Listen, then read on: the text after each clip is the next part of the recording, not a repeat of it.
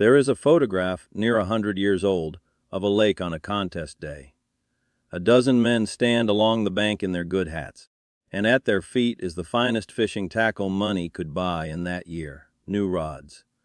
Store-bought lures still shining, and their buckets, if you look close, are near empty. Off to the side of them, almost out of the frame, stands one old man. He has a cut pole, a length of line, a single hook, and a tin of worms. That is his whole outfit. It looks like something a child would carry. And the stringer of bass at his feet is so heavy it has bent the branch he hung it on. Those men in the good hats had spent more on their tackle than the old man had spent in his life. And he beat every one of them on the same water, on the same day, with a rig so simple you could tie it in the dark in about 10 seconds. Now here is the question that ought to keep you up tonight, friend. If the simplest, cheapest rig on that whole lake beat the most expensive setups on it, then what exactly have you been paying for all these years? What did that old man know, standing off to the side with his tin of worms, that a bank full of men with the finest gear did not? That is what we are pulling back into the daylight today. Because catching a bass was never about the money. It was made to feel that way. And by the time we are done here, you will be able to tie one simple rig for a couple of dollars. That will outfish setups worth 10, 20, 50 times as much. I have watched it happen more times than I can count. And so did that old man. There are 7 truths to this simple rig. 7.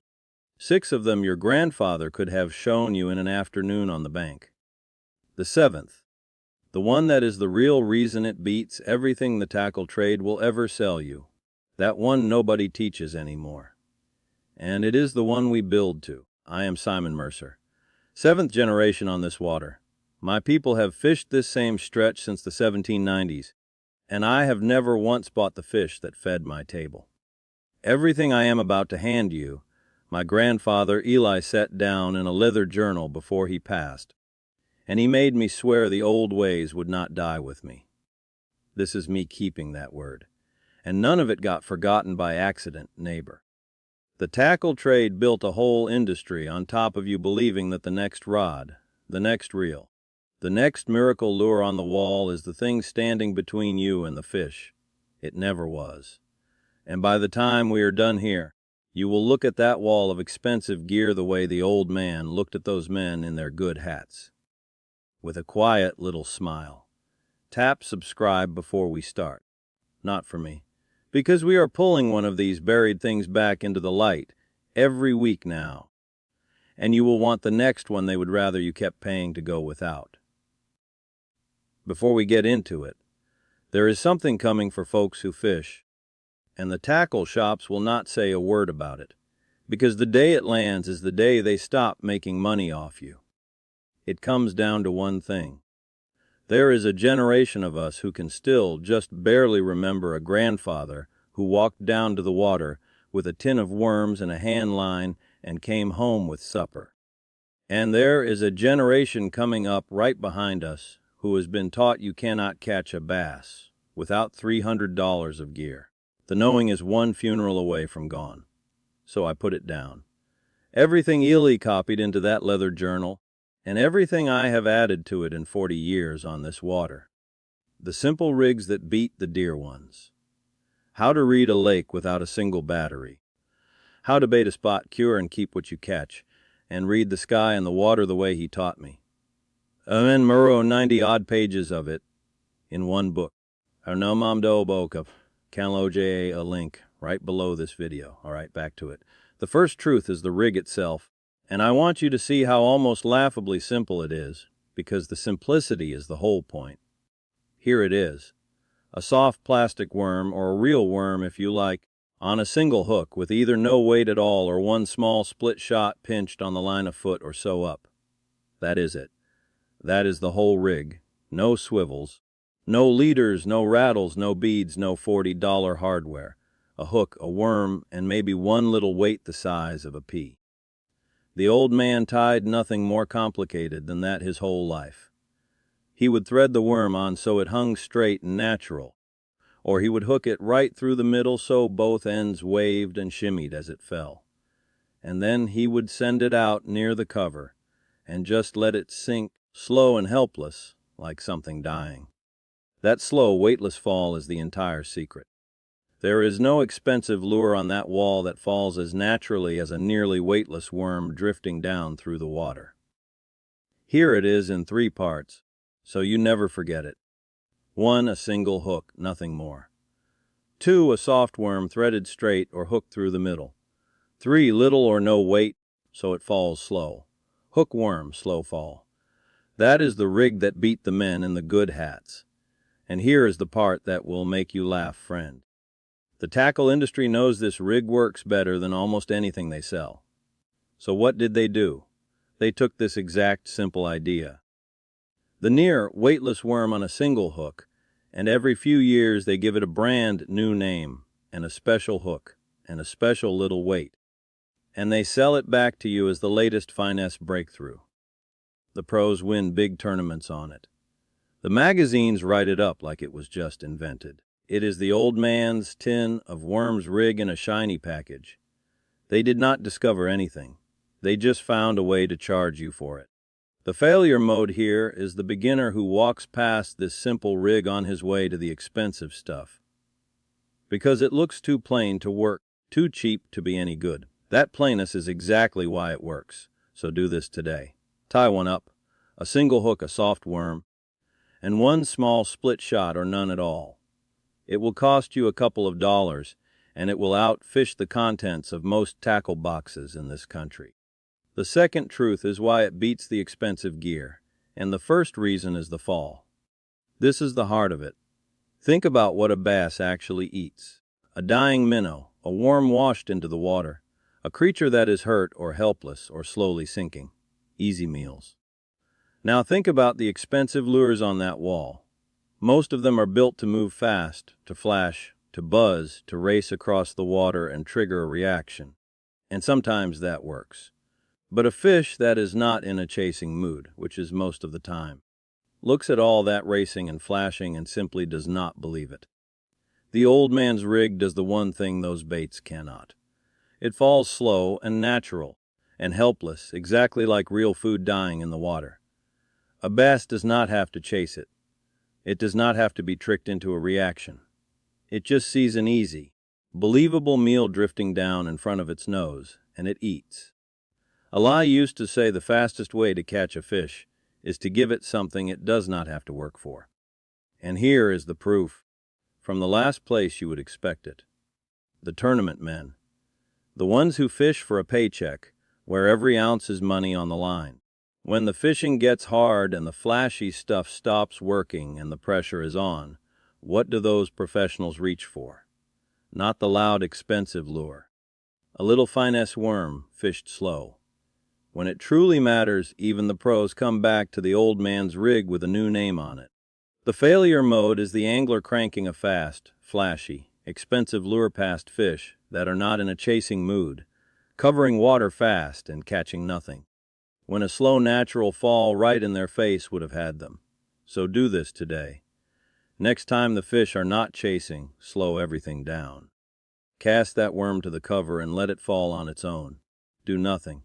Let the fall do the work. The third truth is that this simple rig catches fish when nothing else will, and that is worth more than all the flash in the world. Every angler knows the tough days.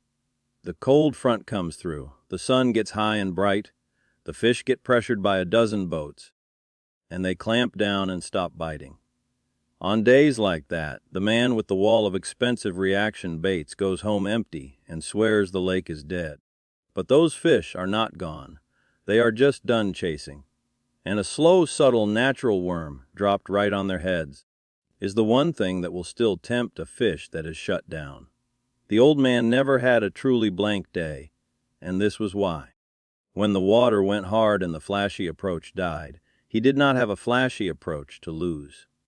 He just kept doing the one quiet, subtle thing that works when the fish are difficult, which is most of the time. And Ely put this on one of the last pages of that journal. And it is in the book too. But you do not need the book to do it tonight. He wrote that the simple rig is not the rig for the easy days. It is the rig for the hard ones. And the hard days are most of them. Here is how the trade turned that against you. They sell you a different specialist lure for every condition, a whole box full, so that you are forever buying the next situation. The old man carried one rig that worked in nearly all of them. The failure mode is the angler who owns a lure for every occasion and still gets skunked on a tough day, because he never learned the one subtle presentation that saves a hard bite. So do this today.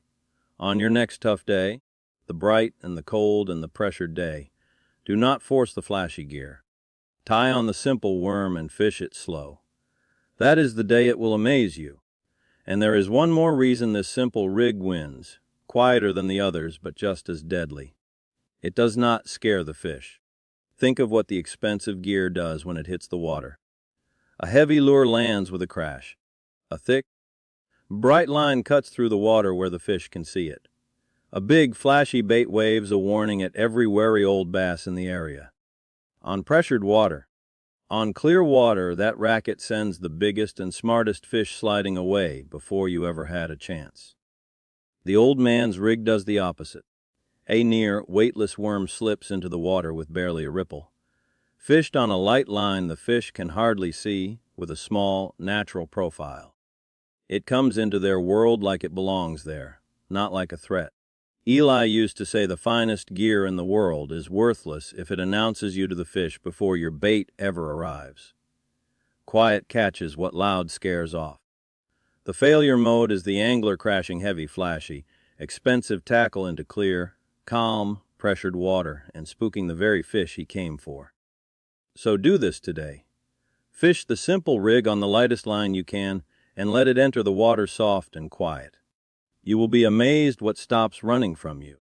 Everything so far has been about what the rig is and why it wins. Now I am going to show you how to tie it and how to fish it. And then we come to the seventh truth, the real one, the reason underneath all the reasons. Stay with me, because that last one is the whole point. The fourth truth is how you rig it, and it is as simple as everything else about it. There are two ways the old man tied it, and you should know both. The first way, thread the hook straight through the head of the worm and out, so the worm hangs down straight and natural, and tuck the hook point back into the body so it comes through the weeds and wood without snagging. That is your weedless way, for fishing right in the thick cover. The second way, and this one is deadly, hook the worm right through the middle once, so it folds over the hook and both ends hang free. Now when it falls, both ends shiver and wave, and it drives bass out of their minds. That is your open water. Around the cover way. For weight, most of the time you want none at all, just the bare hook and worm, so it falls the slowest and most natural. But if you need to cast it farther, or fish it a little deeper, pinch one small split shot onto the line a foot, or so above the hook. That is the only weight you will ever need. Straight hooked and weedless for the thick stuff. Middle hooked for the open. One split shot if you must. That is the whole of the tying. The failure mode is the beginner who overbuilds it, who adds weights and swivels and leaders until the rig is heavy and complicated, and no longer falls slow and natural, which was the entire point. Keep it light, keep it simple. So do this today. Tie both versions once each in your hands tonight, the straight and the middle, hook, so your fingers know them before you are standing at the water. And here is a freeing thing about this rig. It does not need an expensive setup around it either. A plain medium spinning rod and reel, the same simple outfit that catches everything, is all you will ever need to fish it. And light line, something thin and around 6 to 10 pounds, is better for it than anything heavy, because the lighter the line, the more natural that worm falls and the less the fish can see it. That is the whole cruelty of the joke the trade played on you. Not only is the rig cheap, but the tackle it wants is plain and cheap too. There is no expensive anything anywhere in this, from the hook to the rod to the line, and it still beats the wall. Ely fished it on one plain rod his whole life. The failure mode is the angler who ties this simple rig onto heavy, stiff, expensive gear built for flashy baits and never lets it fall the way it is meant to. So do this today. Fish it on a light, simple outfit. Thin line and a soft rod, and let the rig do what it does best. The fifth truth is how you fish it, and here is where you must fight your own nature, because everything in you will want to reel it in and cast again. Do not. The magic of this rig is in the doing of almost nothing. You cast it near the cover. You let it fall all the way down on a slightly slack line, and you watch that line like a hawk, because most of your bites come as it falls. Then you let it sit. Then you give the gentlest little twitch a few inches, and you let it fall again, and you wait. That is the whole retrieve.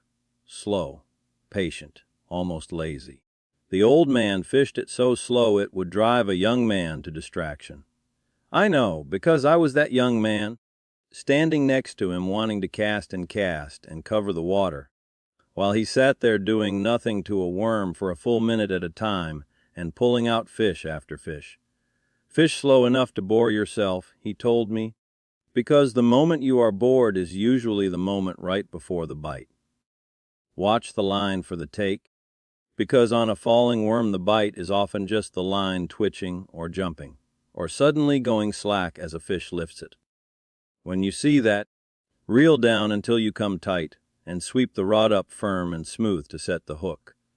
The failure mode is the impatient angler who reels this rig too fast, robbing it of the slow natural fall that makes it work, turning the deadliest presentation in fishing into just another lure racing past the fish. So do this today.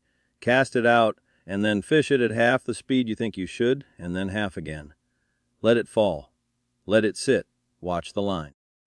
Now we come to the seventh truth, the one this whole video has been building toward, because it is the real reason this cheap little rig beats the expensive setups.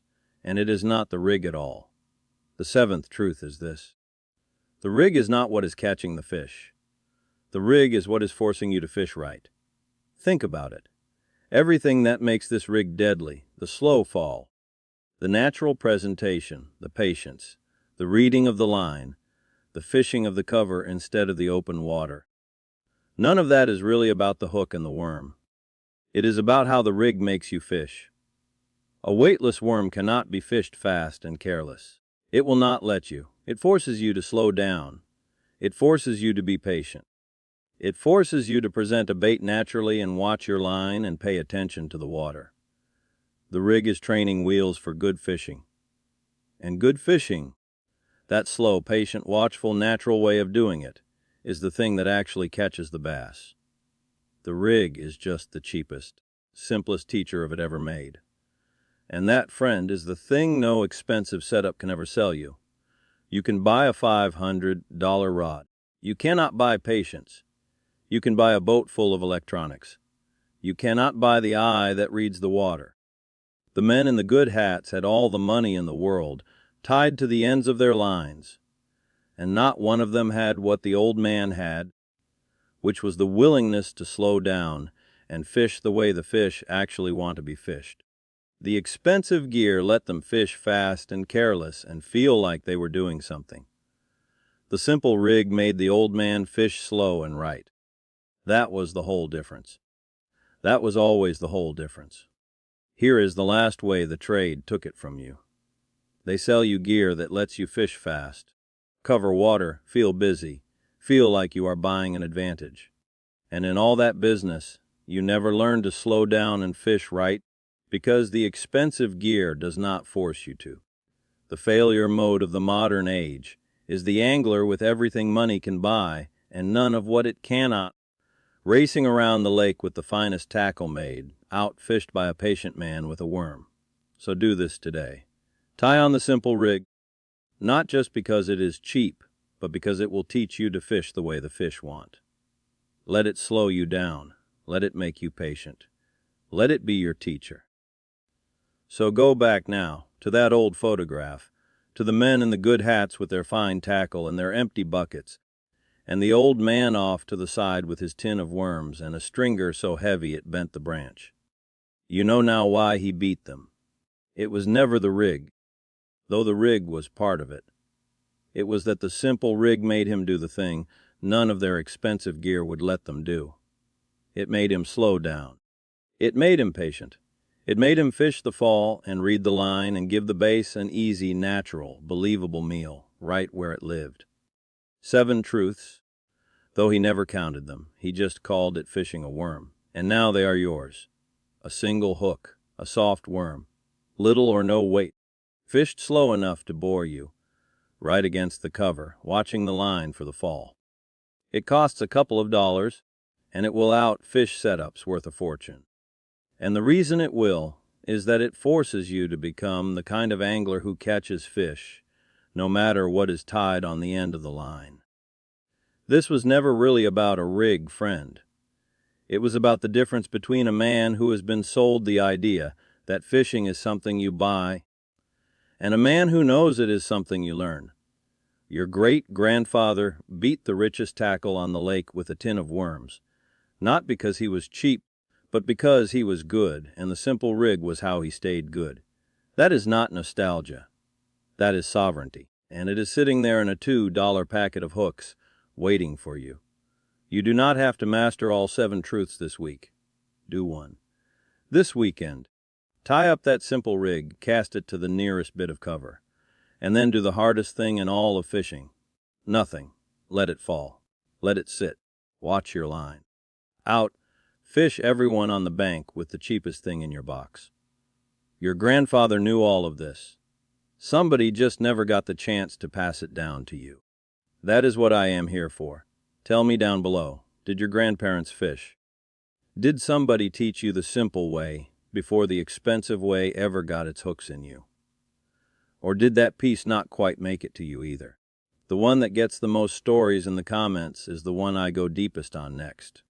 Next time, the 3 spots on any pond or lake where the biggest bass is sitting right now, this minute, and how to find them in 10 minutes without a map, without a screen, and without wetting a line.